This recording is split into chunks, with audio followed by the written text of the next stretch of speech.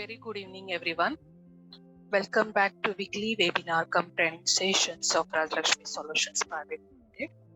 On behalf of Rajlakshmi team, I would like to welcome to all attendees here. So thank you so much for joining us today's session.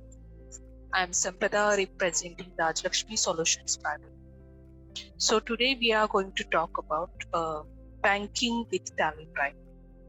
So before moving ahead to the topic, let's introductions of Rajlakshmi Solutions Private Limited. So we are into sales, software sales, services, solutions, implementations, and development. So first we deal with Tally Prime, second SAP Business One, third Fix 24, and fourth is Skill. So now speakers are available here. So presentations will be conducted by Ms. Tejasri and live demonstrations will be done by Mr. Firoz. And as usual, the over recap will be conducted by Mr. Bhagwati Prasad. So, hello Tejasri, are you here? Yes, ma'am. Yeah, welcome Tejasri. Thank Yes, you for ma'am. joining Thank the you. session. Yes, ma'am. Mr. Firoz, are you here? Yes, ma'am. Yes, thank you, Firoz. Yes, Welcome ma'am. Thank to you. the session. And Bhagwati sir, are you here? Yes, Sampada. Good evening. I am available over here.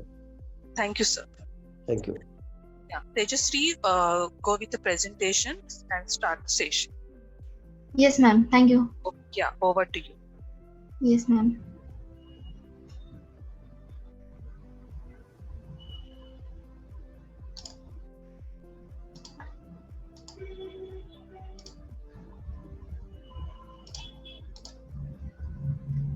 Ma'am screen visible हो रही है? Yeah. Yes. Go ahead. Okay. Thank you. Hello, everyone. Good evening. Myself Tejasri. I am representing on behalf of Rajlakshmi Solutions Private Limited. Here are our Rajlakshmi family. Welcome to all of you. So today topic is very useful to maintain our day-to-day transaction, that is banking with Tally Prime. So first of all, we take a look our banking feature in Tally Prime. So the banking feature in Tally Prime provides an end-to-end solution to the banking needs for running our company. That is check printing, bank reconciliation, post-dated check management, ledger, deposit slip, payment advice, e-payment, contact details for e-payment and list for supported banks. So जैसे कि हमें पता है रोज business run करने के लिए bank के related transactions होते रहते हैं, उसी को मेंटेन करने के लिए हमें टैली प्राइम में कुछ फीचर्स दिए गए हैं जिसका यूज करके हम बैंकिंग एकदम स्मूथली रन कर सकते हैं अपने बिजनेस में. सो पहले हम देखेंगे cheque printing. Check printing in Tally Prime is an option provided in the banking menu that enables you to print the pending, already printed, or the required checks continuously from a single screen. You can also update the check details and have track of check to be printed of selected or all banks. So tally Prime में आपको banking menu में check printing का option दिया गया है. उसकी help से आप आपके चेक को प्रिंट कर सकते हैं. उसके साथ चेक कितने प्रिंट हुए हैं या फिर कितने पेंडिंग में है, उसका सबका रिपोर्ट आपको इसी स्क्रीन में देख सकते हो. साथ ही साथ आपके चेक को ट्रैक भी कर सकते हो, जिससे डुप्लीकेशन अवॉइड हो सकता है. Tally Prime has provided the convenience of pre-configuring the dimensions for ease in configuring and printing the cheques. Tally Prime में आपको चेक प्रिंटिंग के लिए प्रॉपर कॉन्फ़िगरेशंस दिए गए हैं जिससे आप चेक प्रिंटिंग करेक्टली कर सकते हो. So the next slide is bank reconciliation. Bank reconciliation in Tally Prime is a process that explains the difference between the bank balance shown in an organization bank statement as supplied by the bank and the corresponding amount shown in the organization's own, that is accounting records at a particular point of time. Bank reconciliation एक process है जो आपके bank balance as per passbook और आपके accounting records के difference को maintain करने के लिए होता है. टैली प्राइम में आपको दो तरीके के रिकंसिलेशंस प्रोवाइड किए गए हैं. एक है ऑटो बैंक रिकंसिलेशन और manual bank reconciliation. So first of all हम देखेंगे auto bank reconciliation. For the auto bank reconciliation, you need to enable the option provided for the auto bank reconciliation in the bank ledger to reconcile the transaction made with the bank. So auto BRS करने के लिए आपको आपके bank laser में auto bank reconciliation का option enable करना पड़ता है, जिससे आप ये फीचर यूज कर पाओगे. बैंक स्टेटमेंट इंपोर्ट करके आप आपका ऑटो BRS कंप्लीट कर सकते हो. Then manual bank reconciliation. The bank reconciliation option in the banking menu that enables you to reconcile bank accounts. You can access bank reconciliation to print or configure the reconciliation statement according to your requirement. Banking menu में आपको bank reconciliation का option दिया गया है, जिससे आप manual भी entry कर सकते हो. बैंक डेट डाल के आप मैनुअल BRS मेंटेन कर सकते हो. उसके साथ आपके रिक्वायरमेंट के हिसाब से आप प्रिंट भी कर सकते हो. So next slide is post-dated check management. A post-dated check is one of that the recipient can encash on future date. Such checks are not payable until the date mentioned on the face of the check. You can mark an entry as post-dated and specify the date on which check was received or issued. Post dated cheque मतलब future date तक आप check encash नहीं कर सकते. ऐसे जो check रहते हैं इसका एंट्री आप टैली प्राइम में मेंटेन कर सकते हो और डेट स्पेसिफाई कर सकते हो जब आपको चेक रिसीव हुआ है या फिर आपने इशू किया है. आपको टैली प्राइम में उसका अलग से रिपोर्ट भी शो होता है, पोस्ट डेटेड समरी रिपोर्ट बोल के. The post-dated summary report provides a month-wise breakup of transaction for which post-dated check have been received or issued. Tally Prime में आपको एक रिपोर्ट प्रोवाइड किया गया है, जिससे आप मंथ-वाइज ट्रांजैक्शंस भी चेक कर सकते हो. Then next slide is e-payments. Using the e-payment facility in Tally Prime, you can send payment instruction to the bank in a fast and secure manner without visiting the bank. Tally Prime also supports various modes of fund transfer such as NEFT, RTGS, same bank transfer and so on. E-payment की facility आपको tally Prime में दी गई है, जिससे आप bank को payment instruction भेज सकते हो, वो भी सिक्योरिटी के साथ. टैली प्राइम में आपको वेरियस मोड्स दिए गए हैं, जैसे कि NEFT, RTGS, cheque, same bank transfer, और ये सब आपको टैली प्राइम में सपोर्ट करता है. Then next slide is ledgers, deposit slip and payment advice. So पहले हम देखेंगे bank ledger. Bank ledger contain relevant information about bank that you use to make or receive payment. You can provide information such as bank name, account number, IFSC code and address while creating bank ledgers. So Tally Prime में आपको bank laser का bank laser में जो भी mandatory information है, जैसे कि IFSC code, Swift code, account number, address, ये आप बैंक लेजर में मेंटेन कर सकते हो. साथ ही साथ आप को यहाँ पे cheque printing, cheque book maintain करने के लिए भी कॉन्फ़िगरेशंस दिए गए हैं. Next is deposit slip. In Tally Prime you can print cash deposit as well as cheque deposit slip. तो टैली प्राइम में आपको चेक डिपॉजिट और कैश डिपॉजिट स्लिप ये दोनों भी प्रिंट करने के लिए फीचर दिए गए हैं. Payment advice. The payment advice option in the banking menu is used to generate the payment advice to be sent to suppliers or other parties along with the check or other instrument. Payment advice एक instrument है जो आप आपके supplier को bank details के साथ भेज सकते हो. तो ये भी आपको एक फीचर दिया गया है टैली प्राइम में, जो आप यूज कर सकते हो बैंकिंग के ट्रांजेक्शन्स के लिए. Then last slide, list of supported banks. तो टैली प्राइम में आपको कुछ बैंक की लिस्ट दी गई है जो आपको बैंक ट्रांजेक्शन्स करने के लिए सपोर्ट करती है, जैसे कि डीबीएस बैंक है, standard chartered bank of India, standard chartered bank UAE, Kotak Mahindra bank, yes bank, ICICI bank, Tokyo and Mitsubishi bank, federal bank, HDFC bank and bank of Baroda. और भी बैंक्स आपको अवेलेबल है, आप आपके टैली में एक बार चेक कर सकते हो। So that's it from my side. I would request to mister Firoz to continue with live demo. Thank you so much.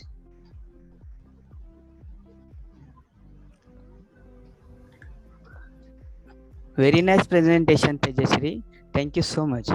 Hello everyone. Myself Feroz Sayed, presenting live demo on behalf of Raj Lakshmi Solution Private Limited. So can I share मैं screen share करता हूँ। देख, first of all हम start करेंगे जो हमारा auto check configuration है वो, और उसके बाद में हमारा जो चेकबुक मैनेजमेंट है, सबसे पहले हम इसको एक बार सेट कर लेंगे। उसके लिए हमें क्या होता है, हमारे पास जो ऑलरेडी बना हुआ बैंक होता है, जैसे कि मैं अभी बता देता हूँ आपको कि अल्टर में जाना है हमें। अल्टर में जाने के बाद में लेजर में जाना है। लेजर में हमें हमारे बैंक के लिस्ट शो करेंगे। हमें उस पर सेलेक्ट करना है कि हमें कौन से बैंक में हमें उसका सेटिंग्स करना होगा। तो उसके लिए मैं अभी एचडीएफसी बैंक लेता हूँ जो मेरा ऑलरेडी क्रिएटेड है। एंड देन उसके बाद में हमें उसका डिटेल्स प्रॉपरली फिलअप करना पड़ता है, जैसे कि account holder name, account number, IFS code and bank name. ये हमारे लिए मैंडेटरी है।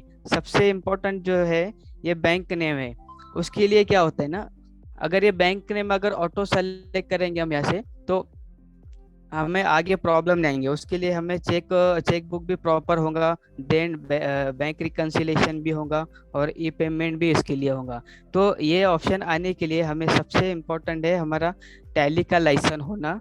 देन उसके बाद में हमें इंटरनेट, ये दो मैंडेटरी है उसके लिए। देन यहाँ पर हमें अपना बैंक सेलेक्ट करना है। सपोज मैं लेता हूँ एचडीएफसी बैंक।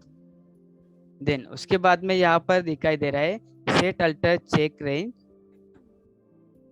फॉर चेकबुक, और देन उसके बाद में इनेबल चेक प्रिंटिंग। तो ये ऑप्शंस अगर आपको यहाँ पर दिखाई नहीं दे रहे होंगे तो उसके लिए हमें F12 प्रेस करना है, जो कॉन्फ़िगर। देन यहाँ पर ऑप्शन दिया है provide chequebook and cheque printing details, इसको हमें यस कर लेना है। यस करने के बाद हमें यहाँ पर ये डिस्प्ले करेंगे। तो मैं अभी इसको चेकबुक के लिए पहले ये ऑप्शन यस कर लेता हूँ। यस करने के बाद सपोज हमारे पास मल्टीपल चेक बुक्स रहते हैं, चेक नंबर वाइज हमारे पास मल्टीपल चेक बुक्स रहते हैं, तो उसे भी हम टैली में सेट कर सकते हैं। जैसे कि मैं सेट करता हूँ, मेरा चेक नंबर स्टार्टिंग है 1 से लेकर तो 10 तक। ये मेरे चेक बुक 1 बुक हो गया, जिसके नंबर ऑफ चेक रहेंगे 10, ऑटोमेटिक कैलकुलेट कर लेंगे। देन मैं इसका बुक का नाम डाल देता हूँ बुक 1। ये हमारा चेक बुक 1 हो गया। और सेकंड भी हमारा रहेगा तो हम यहाँ से ऐड करते हैं। सपोज मैं ले लेता हूँ 11 से तो 25 तक ले लेता हूँ, तो इसका नंबर ऑफ 15 आ चुके हैं टोटल इसका। देन इसको हम बुक 2 ले लेते हैं, उसका नाम, ये हमारा बुक 2 हो गया। देन अगर ऑर्डर में आपके पास और भी होंगे तो हम यहाँ पर ऐड कर सकते हैं। तो मैं ऐसा सेव कर लेता हूँ। देन उसके बाद में ऑप्शन दिया है इनेबल चेक प्रिंटिंग, उसके लिए हमें यस कर लेना है। देन यहाँ पर set alter cheque printing configuration, इसको यस करने के बाद में हमारा जो बैंक रहेगा, सपोज मेरा एचडीएफसी बैंक है, तो इसके अंडर में जितने भी चेक रहेंगे ये बाय डिफॉल्ट यहाँ पर आपको उसके फॉर्मेट दिखेंगे। तो हमें इसमें से सेलेक्ट करना है कि हमारा कौन सा फॉर्मेट है। एचडीएफसी के पूरे फॉर्मेट आपको यहाँ पर दिखेंगे। अदरवाइज अगर आपको फॉर्मेट से हटकर अगर कुछ आपका कस्टमाइज करना होगा मैनुअली, तो उसके लिए भी लास्ट में यूजर डिफाइंड बोलकर ऑप्शन है, उस पर इंटर करके हमें नया वाला हमारे हिसाब से हम उसको करते हैं। तो मैं यहाँ पर ये वाला सेलेक्ट कर लेता हूँ। ये हमारा बाय डिफॉल्ट वाला रहेगा। जब भी हम प्रिंट देंगे तो डायरेक्टली इस पे ही प्रिंट आउट आएगा। देन उसके बाद में ये जो कॉन्फ़िगरेशन है ये ऑटो कॉन्फ़िगरेशन है, इसे हमें छेड़ना नहीं है, ये जैसे रहने वैसे ही रहेंगे। ये ऑटो आ चुके हैं। देन उसके बाद में ऑप्शन दिया है print company name on cheque. जैसे कि हमारे कंपनी का जो नाम है तो वो हमें चेक पर अगर लाना होगा तो उसके लिए ये ऑप्शन हमें यस करना है। तो मैं इसको यस कर लेता हूँ। देन उसके बाद ऐसा सेव कर लेता हूँ। देन यहाँ पर प्रीव्यू करेंगे तो हमें डेमो दिखेंगे। एक डेमो चेक का सैंपल है ये। इस टाइप हमारा चेक प्रिंटिंग का फॉर्मेट रहेगा, जिस पे ऑटोमेटिकली डेट भी आ जाएगा जो हम वाउचर में लेंगे। देन उसका वर्ल्ड में जो अमाउंट है वो भी आ जाएगा, उसका एक्चुअल अमाउंट भी आ जाएगा। देन हमने जो कंपनी का ऑप्शन यस किया है तो वो भी यहाँ पर हमें रिफ्लेक्ट करेगा। तो ये डेमो हो गया। देन मैं इसको सेव कर लेता हूँ कंट्रोल ए से। कंट्रोल ए से सेव करने के बाद में मैं एक वाउचर पास कर लेता हूँ पेमेंट का। उसके लिए वाउचर में जाना है। देन F5 से पेमेंट मैं यहाँ पर सेलेक्ट कर लेता हूँ हमारा जो बैंक में हमने सेटिंग किया हुआ है। जैसे कि मैं फॉर एग्जांपल मैं HDFC बैंक लेता हूँ जिसमें मैंने सेटिंग किया हुआ है। उसके बाद में मैं यहाँ से जो पार्टी को हम चेक दे रहे हैं उसका हम सेलेक्ट कर लेंगे। देन उसका अमाउंट जो रहेगा उसका अमाउंट ले लेंगे।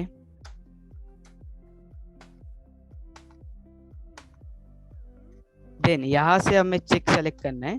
चेक सेलेक्ट करेंगे तो हमारे पार्टी के अंदर जो भी डिटेल्स हमने डाले हुए हैं बैंक के वो भी आ जाएगा। देन हमारा जो बैंक बना हुआ है, जो हमने चेक बुक रेंज बनाए है तो वो भी आपको यहाँ पर दिख जाएंगे। सपोज मेरा बुक 1 और बुक 2 दोनों आ चुका है तो उसमें से मैं सेलेक्ट करता हूँ बुक 1। उसमें से हम चेक नंबर भी सेलेक्ट करेंगे। तो यहाँ पर मैं ले लेता हूँ चेक नंबर 1 बाय डिफॉल्ट आ चुका है। इसको मैं सेव कर लेता हूँ। सेव करने के बाद आपको यहाँ पर दिखाई देगा ये चेक फॉर्मेट है हमारा। तो मैं इसको प्रीव्यू कर लेता हूँ। ये जो हमने ट्रांजैक्शन पास किया उसका एक चेक रेडी हो गया है। अभी हम इसको डायरेक्टली चेक लगाकर प्रिंट भी दे सकते हैं।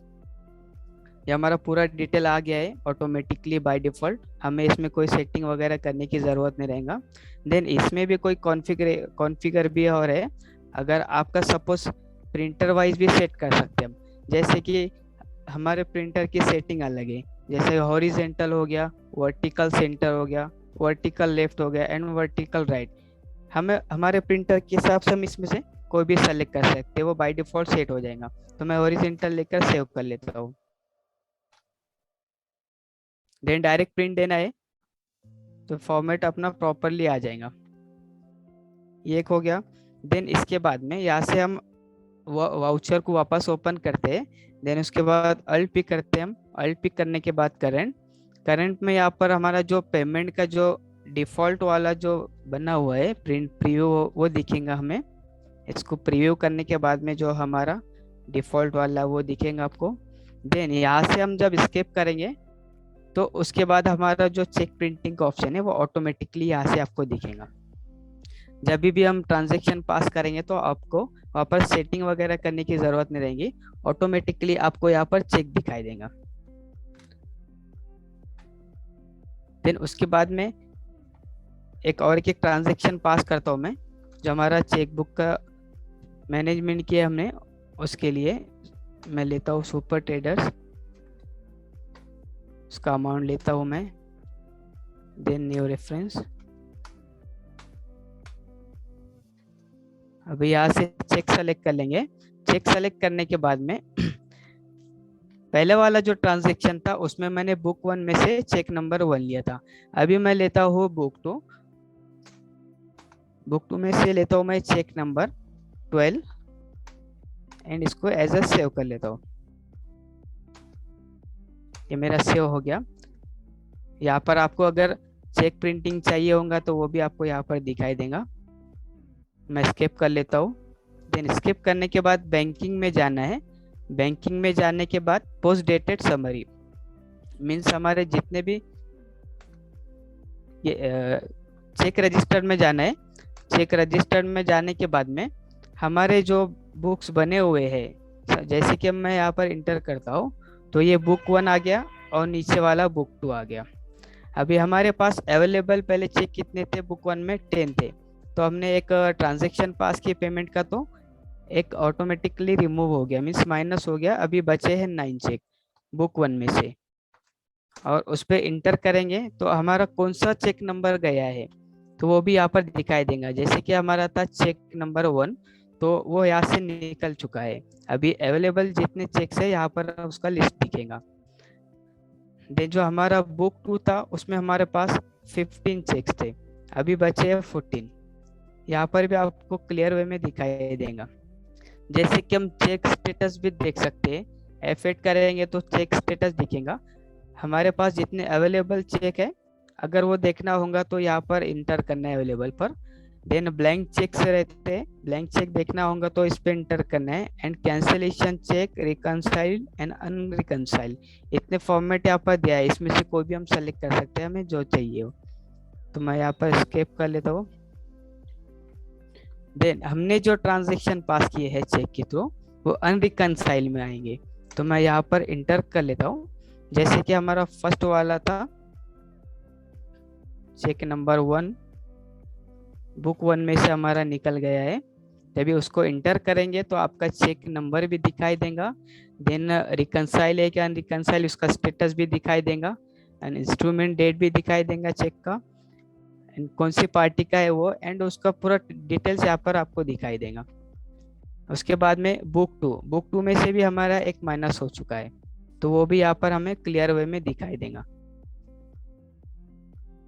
तो ये था हमारा चेक बुक का। वैसे हमारे जितने मल्टीपल हमारे बैंक्स में हम जितने भी बुक्स बनाएंगे चेक बुक्स, तो सभी यहाँ पर्टिकुलर हमें दिखाई देंगे। जैसे सेकंड बैंक में भी मेरा एक बना हुआ है ऑलरेडी, उसमें भी यहाँ पर देखेंगे, तो पर्टिकुलर बैंक वाइज हम सभी का सभी देख सकते हैं। सेकंड लेंगे हम, उसके बाद में पोस्ट डेटेड चेक ले लेंगे हम। पोस्ट डेटेड चेक मीन्स क्या होता है, जो पार्टी से हम आगे की डेट का जो चेक लेते तो उसके लिए हमें पेमेंट में ट्रांजैक्शन पास है, और कोई रिसीव में जो लेते हैं, जैसे कि कोई पार्टी से हमें कोई चेक आ चुका है, वो आगे का डेट का आ चुका है, तो उसके लिए हम रिसीव में ट्रांजैक्शन पास करेंगे। सपोज मैं यहाँ पर लेता हूँ पोस्ट डेटेड में HDFC बैंक। सबसे पहले हमें एक ऑप्शन यस करना है जो कि कंट्रोल T इसका शॉर्टकट की है, पोस्ट डेटेड। यहाँ पे हम ये इस पे क्लिक करेंगे तो ये स्टेटस आ जाएगा पोस्ट डेटेड में। देन यहाँ से हमें डेट सेलेक्ट कर लेना है। अभी मैं डेट ले लेता हूँ, मैं 18 जुलाई लेकर बैंक सेलेक्ट कर लिए। उसके बाद में हमारा पार्टी लेना है। देन उसके बाद में मैं ले रहा हूँ अमाउंट, उसका जो है अमाउंट ले लिया 10,000, एंड यहाँ से सेलेक्ट कर लेना है चेक। देन ये डिटेल्स तो ऑटोमेटिकली आ जाएगा, जब हम पार्टी लेजर में अकाउंट डिटेल डालेंगे तो उसका ऑटोमेटिकली आ जाएगा, और हमारा चेक बुक रेंज भी यहाँ पर रिफ्लेक्ट करेगा। तो यहाँ से भी हम सेलेक्ट कर सकते हैं क्या ये चेक कौन से बुक में से देना है हमें ये चेक को। तो मैं बुक 2 ले लेता हूँ ऑटोमेटिकली जो आया है, और उसमें से चेक नंबर है मेरा 13। देन जो PDC इशू डेट है, मीन्स हमें कौन सी डेट का चेक मिला है, तो यहाँ पर हमें फिल करना है जो डेट का हमें मिला है। सपोज मैं यहाँ पर लेता हूँ 21 जुलाई। देन यहाँ पर इंटर कर लेना है। अगर कोई रिमार्क रहेगा तो रिमार्क डाल सकते हैं, अदरवाइज मैंडेटरी नहीं है। मैं इसको सेव कर लेता हूँ। ये होगा पेमेंट वाला हमारा। देन उसके बाद में रिसिप्ट में पास करते हैं जो हमें पार्टी से चेक मिला है। उसके लिए मैं HDFC बैंक ले लेता हूँ। देन उसका अमाउंट डालते हैं 5,000। हमें पहले यहाँ पर स्टेटस रखना है उसका, कंट्रोल T से पोस्ट डेटेड। देन उसका डेट भी सेलेक्ट कर लेना है,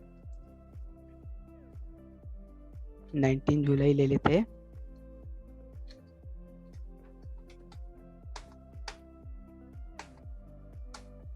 देन यहाँ पर डिटेल आ चुका है पार्टी का ऑटोमेटिकली, और उसके बाद में यहाँ पर हमें डेट सेलेक्ट कर लेना है। PDC का जो डेट रहेगा वो लेना है, तो इसका भी ले लेते हैं हम 21 जुलाई। उसको मैं सेव कर लेता हूँ। देन सेव करने के बाद हमें जाना है बैंकिंग में।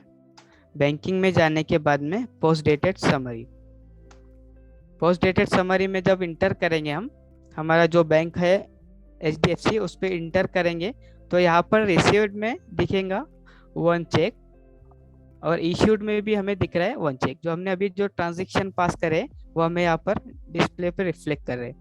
जैसे कि मैं रिसीव्ड में जो हमें पार्टी से मिला है वो चेक को मैं इंटर करता हूँ। अभी उसका पेंडिंग में स्टेटस आ रहा है 5000 अमाउंट है उसका एंड इंस्ट्रूमेंट डेट जो है 19 जुलाई आ चुका है। तो इसी टाइप हमें यहाँ पर दिखाई देगा।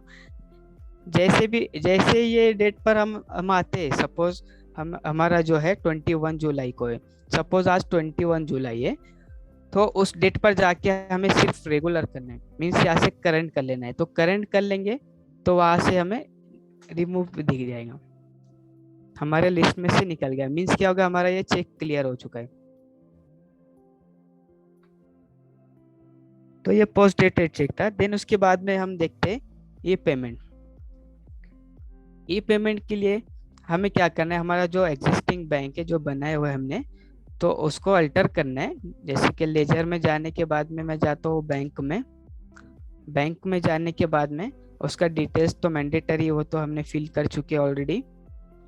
देन उसके बाद में दिखाया है कि इनेबल ई पेमेंट्स, ये ऑप्शन अगर आपको नहीं दिखाई दे रहा होगा तो उसके लिए F12 में जाना है कॉन्फ़िगर में।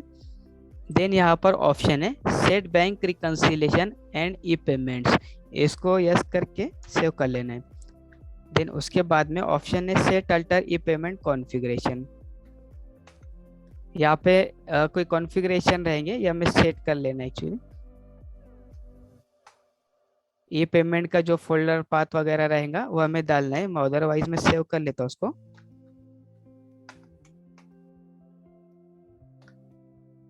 ओके, इसके बाद में एक ट्रांजैक्शन पास करते हैं। जैसे कि उसको दिखाने के लिए पहले मैं जाता हूँ बैंकिंग में। बैंकिंग में ई पेमेंट, देखिए अभी यहाँ पर कुछ नहीं दिखाई दे रहा है, अभी ready for sending to bank में एक ही दिखाई दे रहा है। मैं एक और एक ट्रांजैक्शन पास करता हूँ। वाउचर्स में आना है, पेमेंट में FI, देन HDFC बैंक, हमारा पार्टी लेजर ले लेंगे सुपर ट्रेडर्स, उसका बेसिक अमाउंट जो है मैं डाल देता हूँ 4000 न्यू रेफरेंस लेकर। यहाँ से हमें सेलेक्ट कर लेना है। जैसे कि यहाँ पर लिस्ट आएंगे आपको चेक या फिर ई फंड ट्रांसफर या ऑर्डर, तो हमें लेना है यहाँ पर ई फंड ट्रांसफर। तो इसको इंटर करने के बाद में ये बैंक डिटेल्स वगैरह फिल करना है हमें, ये ऑलरेडी मेरा फिल किया हुआ है। देन उसके बाद में यहाँ से मैं सेव कर लेता हूँ। 4000 उसका अमाउंट था इनवॉइस का। अभी हम जाएंगे बैंकिंग में। बैंकिंग में जाने के बाद में ई पेमेंट्स, अभी देखिए यहाँ पर 2 दिखाई दे रहे, पहले एक ही था, अभी एक बढ़ चुका है। यहाँ पर उसका जितने भी रहेंगे हमारे ट्रांजैक्शन पूरे के पूरे यहाँ पर आपको रिफ्लेक्ट करेंगे। देन यहाँ से हमें क्या करना है, सेलेक्ट कर लेना है, कंट्रोल स्पेस से मैं ऑल सेलेक्ट कर लेता हूँ। देन उसके बाद में अल्ट ई करना है। अल्ट ई करने के बाद में आपको दिखाई देगा यहाँ पर पेमेंट इंस्ट्रक्शन, तो इस पर मैं इंटर कर लेता हूँ।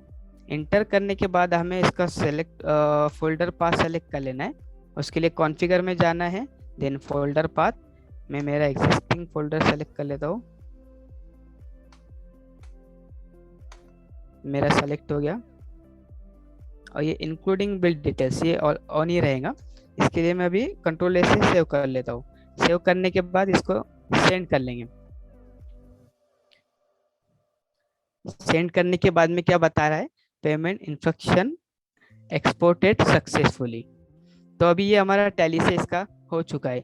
इसके लिए अभी क्या करना होगा, अब यहाँ से रिमूव हो जाएंगे ये जो हमने बैंक, क्योंकि हमने बैंक के लिए सेंड कर चुके हैं। अभी हमें फाइल मिल चुका है एक्सेल का, ये इसका फॉर्मेट मिल चुका है हमें, तो हमको ये फॉर्मेट बैंक में अपलोड करने है या फिर बैंक को शेयर करने है।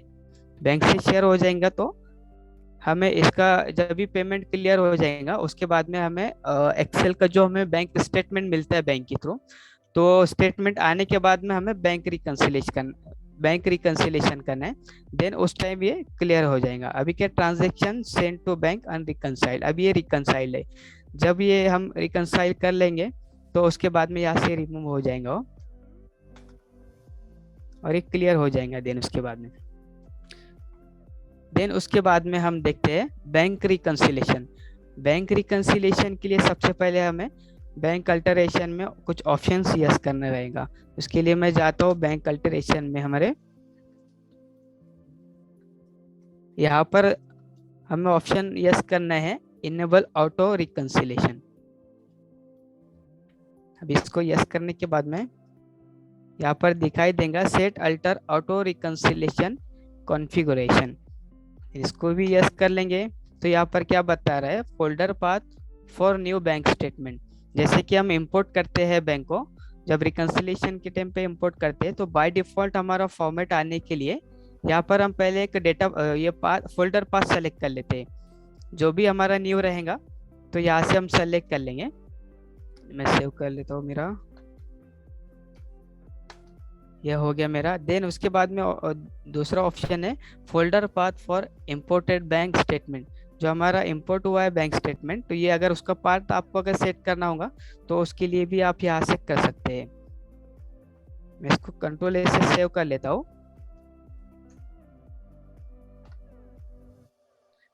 देन उसके बाद में जाना होगा हमें हमारे बैंकिंग में।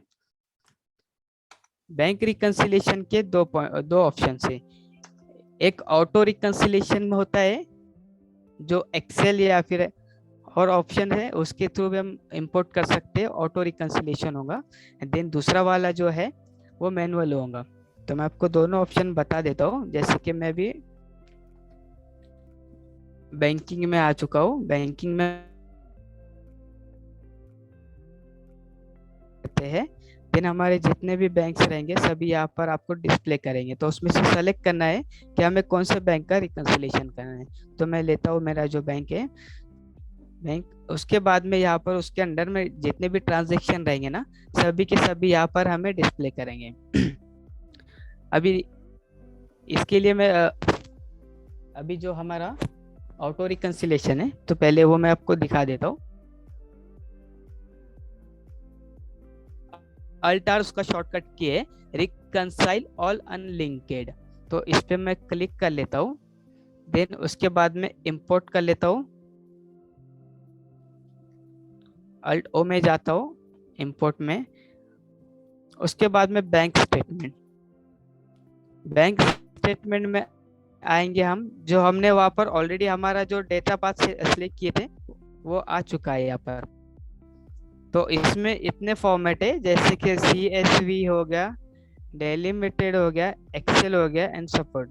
तो इसमें से जो भी हमारा फॉर्मेट रहेगा हमें ऐसा सेलेक्ट कर लेना है। तो मैं एक्सेल फॉर्मेट सेलेक्ट कर लेता हूँ। एंड देन यहाँ पर आपका जो भी एक्सेल फॉर्मेट रहेगा यहाँ पर उसका पूरा लिस्ट शो करेंगे, जितना भी हमारे पास अवेलेबल है सभी का सभी वहाँ पर रिफ्लेक्ट करेगा। देन उसके बाद में हमको सिर्फ नॉर्मली इंटर कर लेना है। स्टेटमेंट सेलेक्ट करने के बाद में यहाँ से सिर्फ इंटर कर लेना है, तो हमारा उसके बाद में रिकंसिलेशन हो जाता है। उसके लिए प्रॉपरली रिकंसिलेशन हो जाएगा। देन उसके बाद में जो मैनुअल वाला है उसके लिए अब यहाँ पर दिखाई दे रहा है हमारा पूरा डिटेल आ जाएगा। ट्रांजैक्शन टाइप भी दिखाई दे रहा है कौन सा है। देन इसके बाद इंस्ट्रूमेंट नंबर भी आ रहा है हमारा, instrument date, then bank date. Bank date का मीनिंग क्या है, अभी हम मैनुअली रिकंसाइल करेंगे तो यहाँ पर डेट डालना होगा कौन सा वाला, जो बैंक में जिस डेट पे हमारा पेमेंट क्लियर हुआ है ना, तो वो डेट हमें यहाँ पर डाल देना है। उसके लिए हम सपोज हमारे पास बहुत सारे ट्रांजैक्शन है, हम सभी के नहीं डाल सकते, तो उसके लिए भी एक ऑप्शन दिया है। जैसे कि यहाँ पर अल्ट ऐसे set bank date. Set bank date पे हम करेंगे तो 3 ऑप्शन है। एक इंस्ट्रूमेंट डेट जो है हमारा वो सेलेक्ट करेंगे तो हमारा इंस्ट्रूमेंट का जो डेट है तो ऑटोमेटिकली वो डेट यहाँ पर ले लेगा, वो जो भी इंस्ट्रूमेंट का डेट रहेगा। ये एक ऑप्शन हो गया। सेकेंड वापस जाते हैं हम इसमें। देन न्यू डेट का मीनिंग है आपको मैनुअली डालना होगा, जो भी आपके रिक्वायरमेंट के हिसाब से जो बैंक का डेट है वो डेट हमें यहाँ पर मैनुअली डाल देना है। तो सपोज मैं 19 जुलाई ले लेता हूँ, तो यहाँ पर 19 जुलाई सभी पे बाय डिफॉल्ट आ चुका है। एक ऑप्शन है सेट बैंक डेट में जाने के बाद में वाउचर डेट। इसका मीनिंग है जो भी हमारा वाउचर का डेट रहेगा तो वो ऑटोमेटिकली बैंक रिकंसिलिएशन डेट में रिफ्लेक्ट करेगा, जिससे हम यहाँ से इंटर कर लेंगे, कंट्रोल ए से सेव करेंगे तो पूरा का पूरा रिकंसिलिएशन हो जाएगा। ये इसका एक शॉर्टकट है। देन यहाँ से कंट्रोल ए से मैं सेव कर लेता हूँ।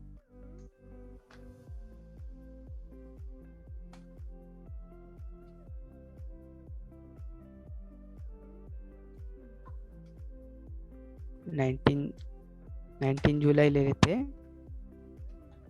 देन इसको मैंने सेव कर लिया। ये हमारे रिकंसाइल हो चुके हैं, यहाँ से लिस्ट में से रिमूव हो गए। क्योंकि हमारा ये रिकंसिलेशन हो चुका है। उसके लिए यहाँ पर जाना है। अगर हमें रिकंसिलेशन वाले ट्रांजैक्शन देखना होगा तो उसके लिए ऑप्शन है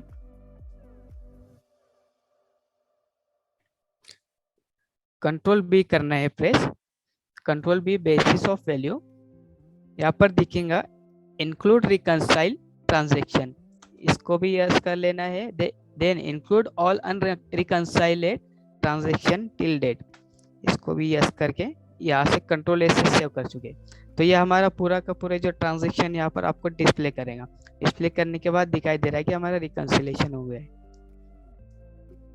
तो ये था हमारे बैंक रिकंसिलेशन के दो तरीके। उसके बाद में देखते हैं हम पेमेंट एडवाइस।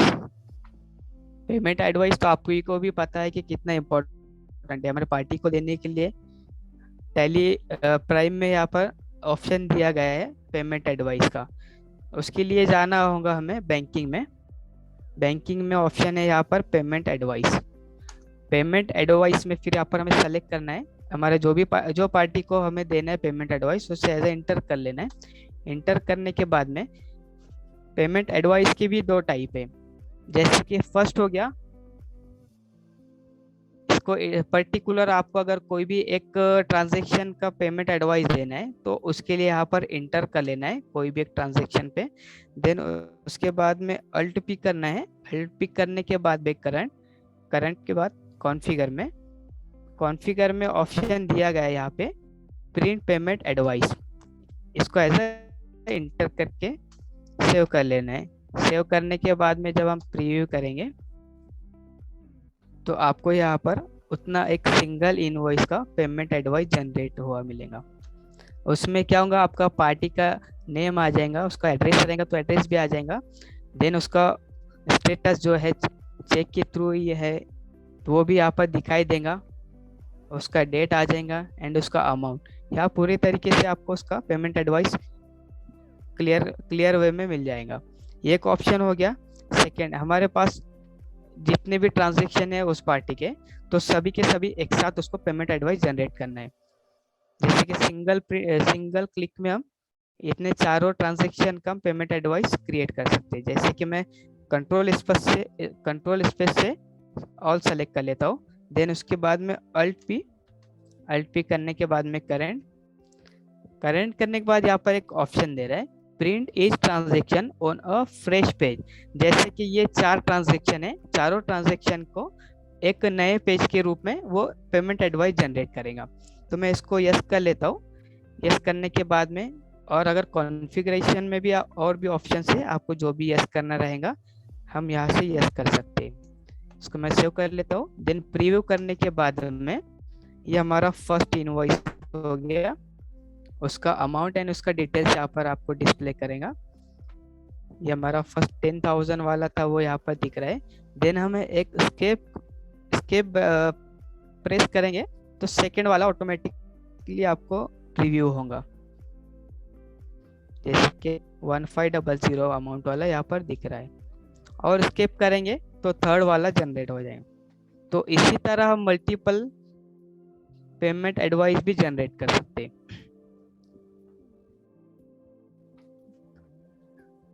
उसके बाद हम देखते हैं डिपॉजिट स्लिप। डिपॉजिट स्लिप के लिए यहीं पर ही ऑप्शन है बैंकिंग में deposit slip. Then bank select करने के बाद में हमको सबसे पहले इसके लिए डिपॉजिट स्लिप जनरेट करने के लिए कॉन्ट्रैक्ट एंट्री पास करना होगा। वाउचर में जाते हैं हम, देन उसके बाद में F4 प्रेस करेंगे, कॉन्ट्रैक्ट सेलेक्ट हो जाएगा HDFC बैंक। देन उसके बाद में कैश लेंगे, कैश लेने के बाद हमें अमाउंट डालना है, मैं 25,000 ले लेता हूँ। देन यहाँ पर आपको दिखाई देगा कि हमारा जो पेमेंट किस लेवल का है, मतलब हमारे पास जो भी नोट्स रहते हैं तो कौन से है। जैसे कि हम स्लिप पर जो आप फिल करते हैं बैंक में, तो हमें टैली में भी मिल जाएगा। तो अभी देखिए 25,000 जो अमाउंट का हम डिपॉजिट स्लिप बना रहे, तो उसमें कौन से टाइप के नोट्स है। जैसे कि 2000 के लेता हूँ मैं 10, अभी बचे कितने 20,000 अमाउंट ऑटोमेटिक आ गए, बचे अभी 5,000। तो 5,000 में मैं ले लेता हूँ 500 के 5 नोट्स, 10 नोट्स ले लेता हूँ। हो गया हमारा टोटल अमाउंट होगा 25,000। देन इसको मैं सेव कर लेता हूँ, हमारा बैंक नेम है HDFC बैंक, इसको सेव कर लेने।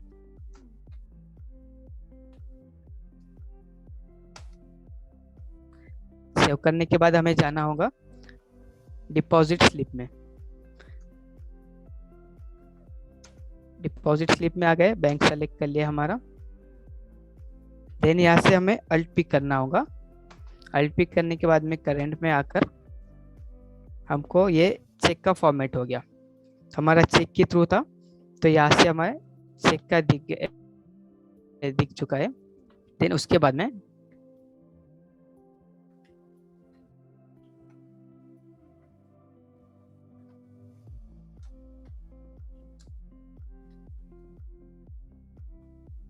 एक रिसिप्ट का भी पास कर लेते हैं इसके बाद।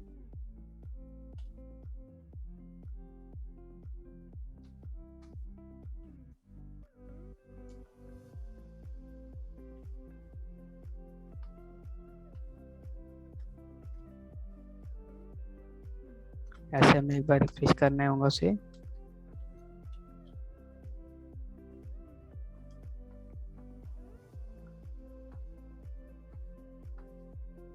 इसको सेव कर चुके हैं।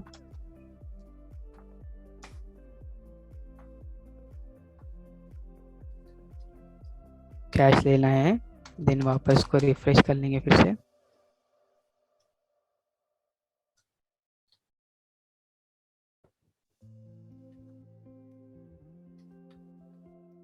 अभी जाएंगे बैंकिंग में, deposit slip,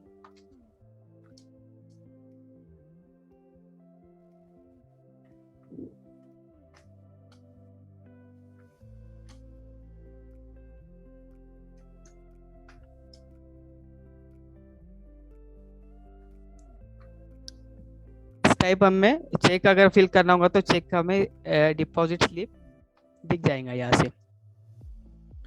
so this was from my side, thank you everyone.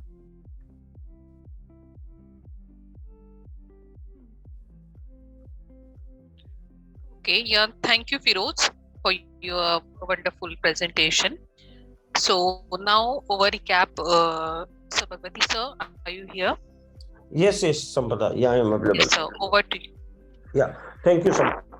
So, hi guys, good evening everyone. I'm Bhagwati Dhandaria from Rajlakshmi Solutions Private Limited. So, as usual, you know that every Saturday we are doing the new features and different ideas and different on-demand topics. We are taking the session for all the customers for the benefits of the Tally, how to use Tally and increase your productivity and efficiency of your own people and run your business smoothly. This is your overall thought and idea of our these sessions. So after a long time, many of the people want to know how to use banking in the Tally client. So banking is a very small, normally हम बात करें किसी भी organisation में, banking का मतलब सिर्फ check आना और चेक जाना होता है, but there is a lot of things are in the banking जहाँ टैली में हम मैनेज कर पाते हैं. So today we take this topic because of how to manage our check, how to manage our check system, checkbooks, how to manage our e-transfer, how to manage our check printings, how to manage our cheque के numbers wise, cheque की tracking and lot of things जो कि आज की date में हमारे पास normal scenario में नहीं मिलते हैं। हमें ये नहीं पता होता कौन सा चेक किसको हमने दिया था, और हमारे पास कई रिकॉर्ड में भी नहीं है। कई बार हम चेक प्रिंट करते हैं, मिस्टेक हो जाती है, 1000 की जगह 10,000 रुपीज बाई मिस्टेक लिखा जाते हैं, वो चेक की स्लिप हमारी वेस्ट हो जाती है। Again we are filling the new cheque. या कई बार हमने गलत भर के भेज दिया, फिर से कस्टमर हमें, हमारा जो सप्लायर वो हमें बता रहा है कि आपने रॉन्ग भरा है। तो इस टाइप की इश्यूज आते हैं, जिसके कारण चेक प्रिंटिंग, जैसे मैं आप टॉपिक वाइज बात करूंगा कि चेक प्रिंटिंग का एडवांटेज ये है कि हमारे पास चेक के सीरियल नंबर वाइज हमारे पास ट्रैकिंग है, और जो चेक हम ऑलरेडी दे चुके हैं वो ऑलरेडी प्रिंट में दिखाई दे रहा है, जो अवेलेबल है वही प्रिंट के लिए अवेलेबल है। तो चेक प्रिंटिंग में आपको एडवाइस करूंगा कि आप सिस्टम से ही करें, टैली से, ताकि चेक प्रिंटिंग का एरर किसी भी हालत में ना हो, और जो ट्रांजेक्शन आपने पास किए वही अमाउंट उसके ऊपर प्रिंट होगा, वो कभी भी आपको मिस्टेक नहीं होगी। अगर 10,000 लिखा है तो 10,000 प्रिंट होगा, 1000 होगा तो 1000 प्रिंट होगा। सेटिंग एक बार करने की जरूरत है, जो भी आपका बैंक है उसका चेकबुक जो भी आपके फॉर्मेट में है वो एक बार सेट करने की जरूरत है, वो लाइफ टाइम आपका चलता रहेगा जब तक आपका चेक कोई चेंज ना हो, चेक का फॉर्मेट। इससे आपका जीरो एरर हो जाएगा। नेक्स्ट आ जाते हैं चेक के नंबरिंग ट्रैकिंग। आज मेरे पास 5 चेकबुक है, मल्टीपल बैंक अकाउंट्स है। मेरे लिए ये ट्रैक करना बड़ा मुश्किल होता है कि मेरे कितने चेक एक्चुअल में यूज हुए हैं, कितने, कहीं ऐसा तो नहीं है कि कहीं मेरे चेक मिसयूज हो रहे हैं। तो definitely you can track all the numbers, all the cheque. Like cheque is also like cash की, आज की डेट में चेक भी वही वैल्यू रखता है जो आपके कैश अकाउंट्स में वैल्यू रखते हैं। सेम वे में आपको चेक को भी उतना ही सेफ साइड लेकर के चलना होता है कि आपके पास कोई भी चेक का नंबर मिसयूज ना हो, कोई भी चेक इधर से उधर ना हो जाए। तो ये ट्रैक आप यहाँ कर पाते हैं। तीसरी चीज हम आती है, नॉर्मली हम किसी भी बिजनेस में हमारे पास पोस्ट डेटेड चेक आते हैं, हम देते भी हैं और लेते भी हैं। हम अपने सप्लायर को next I didn't catch that. Could you try again? कई बार हम अपने सप्लायर को नेक्स्ट मंथ का चेक ट्रांसफर कर देते हैं और हम भूल जाते हैं। लेकिन टैली में ऐसा सिस्टम है कि एक बार आपने अगर सप्लायर को चेक इशू किया, अब पीडीसी उसको कर दिया, तो टैली आपका हमेशा रिमाइंडर याद दिलाते रहता है कि आपने इस डेट को ये चेक इशू किया है, पीडीसी का रिपोर्ट आप देख लीजिए सर। सेम में आपके पास आपकी पार्टी भी आगे के चेक देती है, तो आपको ये पता नहीं होता किस दिन किसका चेक जाना है आपके बैंक में। तो ये भी आपको टैली के अंदर में पीडीसी का मैनेजमेंट इतना अच्छा है कि आपको एक आइडिया मिल जाता है कब कौन सा चेक मेरा जाने वाला है। अब चेक डिपॉजिट स्लिप में आपको यहाँ बात करूंगा। आज की डेट में अगर मान लो आज मैं 16 में बैठा हूँ, 16 को सुबह आऊँ, चेक डिपॉजिट स्लिप डायरेक्टली मैं प्रिंट कर दूं, तो मेरे एचडीएफसी की चेक डिपॉजिट स्लिप, एसबीआई की cheque deposit slip, multiple banks जो है मेरे, सबकी स्लिप प्रिंट करूंगा, तो मेरी वही स्लिप प्रिंट होगी जिसमें चेक है। और उसके हिसाब से मैं अपने जहां पर भी हमने बैग में, जहां भी ड्रॉर में, जहां पर भी हमने चेक रखते हैं, उस चेक में से वो चेक डिपॉजिट स्लिप के बेस पे हम निकाल सकते हैं कि मेरे कौन से चेक जाने हैं। जबकि नॉर्मल सिनेरियो में उल्टा होता है कि लोग अपनी चेक जो रखे होते हैं, जो आई हुई चेक है, मेरी रिसिप्ट हुई है चेक, वो हम अपने बंच में से निकालते हैं, बैग में से निकालते हैं, देखते हैं आज कौन सा जाना है। जबकि टैली के सिनेरियो में आपका कंप्लीट रिवर्स है, पहले प्रिंट कीजिए डिपॉजिट स्लिप, तब चेक खोजिए। अगर आपका कोई चेक नहीं मिल रहा है, इसका मतलब वो चेक मिसप्लेस हुआ है या इधर से उधर रखा गया। कई बार हम लोग थोड़ा टाइम कम होने के कारण चेक कहीं भी रख देते हैं, कहीं दूसरी जगह रख देते हैं, कहीं बुक्स में रख देते हैं, कहीं ड्रॉअर में अलग रख देते हैं कि कल सुबह रख देंगे इसको, लास्ट टाइम ना आया। तो इससे चेक मिसप्लेस होने की चांसेस 0 हो जाती है और चेक आपके पास पूरा ट्रैक मिल जाता है। तो ये हो गई आपकी चेक सिक्योरिटी की बातें। अब मैं चेक पीडीसी चेक का एक और एडवांटेज बताऊंगा। हमारा फंड का मैनेजमेंट एक बड़ा चैलेंज होता है कि हमें पता नहीं होता कि हमारे पास किस दिन तक कितने रुपए आ जाएंगे। पीडीसी को हम कंसीडर अगर नहीं करते हैं तो हमें पता नहीं होता किस दिन कितने रुपए आ जाएंगे। लेकिन अगर हमने पीडीसी एंट्री करी हुई है तो हम एक बार डेट रेंज चेंज करते हैं। आज की डेट में बैठा हूँ 31 जुलाई तक मेरे पास बैंक में कितने पैसे आ जाएंगे, पीडीसी को कंसीडर करते हुए टैली ऑटोमेटिक बता देता है कि आपके पास कितने पैसे आ जाएंगे। इससे आपका सबसे बड़ा बेनिफिट ये हो जाता है कि आपको ये पता लग जाता है कि इतने तारीख तक मेरे इतने फंड आ जाने वाले हैं, तो इसके बेस पे ही मैं अपना पीडीसी चेक आगे सामने वाले को दूंगा। तो आप अपने फंड को इजी गोइंग मैनेज कर पाते हैं अगर आपने पीडीसी का ट्रांजेक्शन पास किया हुआ है। तो सेम वे में मैं आपको बात करूंगा बैंक रिकॉन्सिलेशन की। बैंक रिकॉन्सिलेशन हमने देखा है कई कंपनियों में बहुत से अकाउंट्स होते हैं, मल्टीपल अकाउंट्स होते हैं, मल्टीपल अकाउंट्स के लिए मल्टीपल बैंक्स के ट्रांजेक्शन उनको रिकॉन्साइल करने होते हैं। एक एक बैंक के ट्रांजेक्शन अगर आपके huge numbers of the transaction है तो डेली का एक अकाउंटेंट का घंटा 2 घंटा उसी में ही चला जाता है। लेकिन बैंक ऑटो बैंक रिकॉन्सिलेशन अगर आप यूज कर रहे हैं, डायरेक्टली बैंक से स्टेटमेंट डाउनलोड कीजिए और इंपोर्ट कीजिए। जो इंस्ट्रूमेंट नंबर्स आपने डाले हैं और वो बैंक स्टेटमेंट में है, वो ऑटोमेटिक इंस्ट्रूमेंट ट्रांजेक्शन में रिकॉन्साइल हो जाएंगे। जिसमें इंस्ट्रूमेंट नंबर मैच नहीं होगा, अमाउंट मैच नहीं होगा, वो अलग से दिखाई देंगे आपको, जो कि आप अपने मैनुअल रिकॉन्साइल कर सकते हैं, वहां पर मैप कर सकते हैं कि कौन से ट्रांजेक्शन के सामने कौन सा मैप करना है। कुछ ऐसे ट्रांजेक्शन भी होते हैं एनईएफटी आरटीजीएस के थ्रू आते हैं जिसका हमें ट्रैक नहीं होता है, हमारे पास एंट्री पास नहीं होती है, वहीं से डायरेक्टली आप इंपोर्ट करके उसको पास कर सकते हैं एंट्री। इससे आपका टाइम काफी सेविंग हो जाता है और राइट ट्रांजेक्शन राइट फील्ड में राइट लेजर्स में आप पोस्टिंग कर पाते हैं। तो इससे आपका काम काफी आसान हो जाता है। जो 2 घंटे का काम है अगर बैंक रिकॉन्सिलेशन अगर आपकी ऑर्गेनाइजेशन में, तो मैं ये जरूर बोल सकता हूँ वो काम आपके 10 से 15 मिनट में हो जाता है, जो हमने काफी ऑर्गेनाइजेशन में इसके एडवांटेज देखे। तो this is overall idea of the banking. और इसके अंदर अगर जाएंगे तो काफी इसको अपने हिसाब से हम लोग यूटिलाइजेशन कर सकते हैं बैंकिंग को, और काफी अच्छे ढंग से हम अपनी बैंकिंग को स्मूथर वे में चला सकते हैं। फंड को प्रॉपर मैनेज कर सकते हैं, सिक्योरिटी मैनेज कर सकते हैं, चेक्स की मेंटेन कर सकते हैं, एरर फ्री कर सकते हैं, ह्यूमन एरर की कोई चांसेस ही नहीं रह जाती है। This is overall idea of the banking features. So मैं आपको बैंकिंग के बारे में तो मैंने आपको बताया, इसके साथ साथ मैं आपको ये जरूर बोलूंगा, नेक्स्ट कुछ चीजों पर मैं आपको बोलना चाहूंगा कि आज की डेट में आपके पास बहुत से ऐसे फीचर्स हैं टैली में जो शायद आप यूज नहीं कर पा रहे होंगे।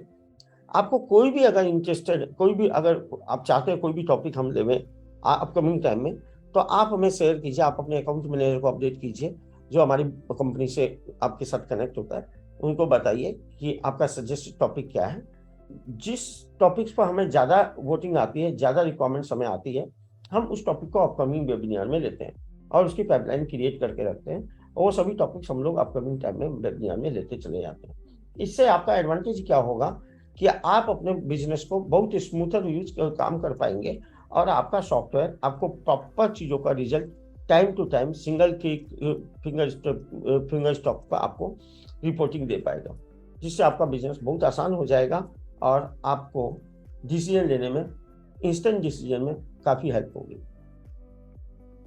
इसके अलावा राजलक्ष्मी में टाइम टू टाइम काफ़ी हमारे ऑफर चलते होते हैं। राइट नाउ आज की डेट में डेटा सिक्योरिटी किसी भी मार्केट में सबसे बड़ा इश्यूज हो गया है कि आज आपका डेटा सिक्योर है नहीं है, इसकी कोई गारंटी नहीं है। इसके लिए हमने एक यूटिलिटी बनाई हुई है ऑटो बैकअप इन टैली प्राइम, जहां पर आप वो ऑटो बैकअप की यूटिलिटी अपने टैली में इनकॉर्पोरेट करके आप अपने बैकअप को ऑटोमेटिक ले सकते हैं। जब भी हम कोई ट्रांजेक्शन पास करके टैली से क्विट होते हैं, बाहर निकलते हैं, वो यूटिलिटी ऑटो रन कर देती है बैकअप को, और आपका backup pre defined field area जहां पर आपने डिफाइन किया हुआ है, आपने इस पीसी का बैकअप दूसरे पीसी पर, इस टैली का बैकअप दूसरे टैली में, ये जो आपने डिफाइन किए हुए एरिया है उस पर ऑटोमेटिक जाके सेट हो जाता है, जिससे आपका बेनिफिट ये होता है कि डेटा आपका सिक्योर है।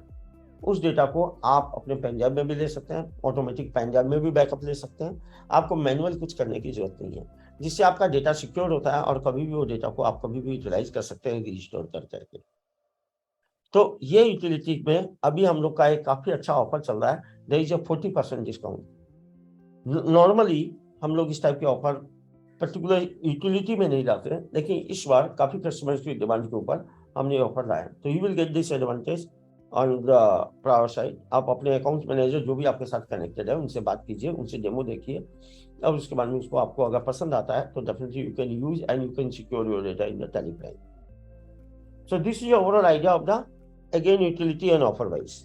इसके अलावा भी हमारे अलग अलग प्लान हैं, सपोर्ट के प्लान हैं, जहाँ एनुअल मेंटेनेंस कॉन्ट्रैक्ट्स के भी बहुत से प्लान हैं, जहाँ आपके एडवांटेज आप ले सकते हैं टैली को यूज करने में। आप अपनी रिक्वायरमेंट के बेस पे अपने प्लान सेलेक्ट कर सकते हैं।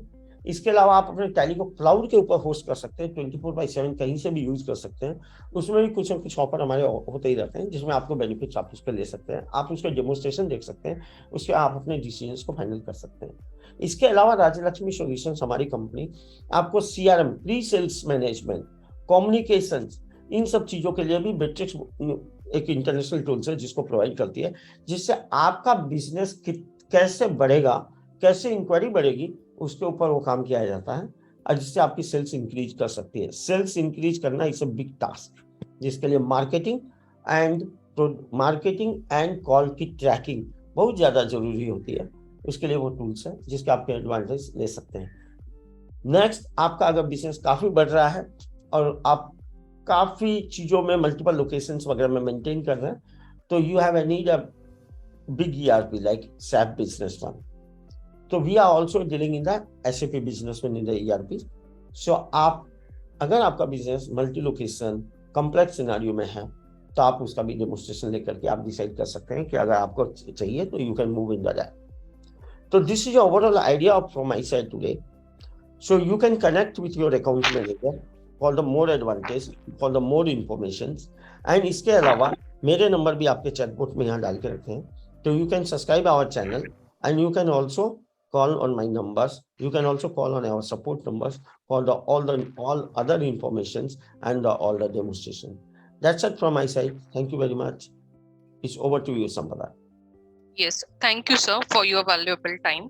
And thank you, Tejasri and Firoz, again.